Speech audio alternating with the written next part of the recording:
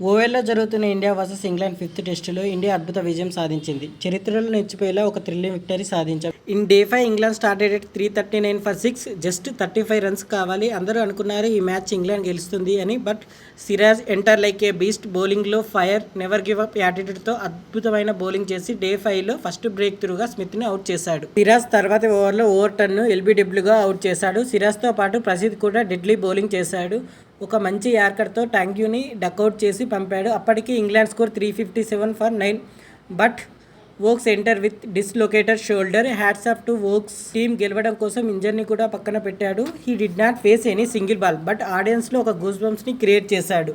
తర్వాతి సిరాజ్ బౌలింగ్లో అట్కిన్సన్ ఒక 6 కొట్టాడు. మళ్ళీ ఉత్కంఠ స్టార్ట్ అయింది. లాస్ట్ బాల్కి అట్కిన్సన్ సింగిల్కి ట్రై చేశాడు. బాల్ కీపర్ జురెల్ వెళ్ళింది, బట్ జురెల్ రన్అట్ ఛాన్స్ని మిస్ చేశాడు. ఫైనల్గా ఇంగ్లాండ్కి 7 రన్స్ కావాలి. సిరాజ్ ఒక డెడ్లీ ఫుల్ లెంత్ బాల్ యార్కర్తో అట్కిన్సన్ని క్లీన్ బౌల్డ్ చేశాడు.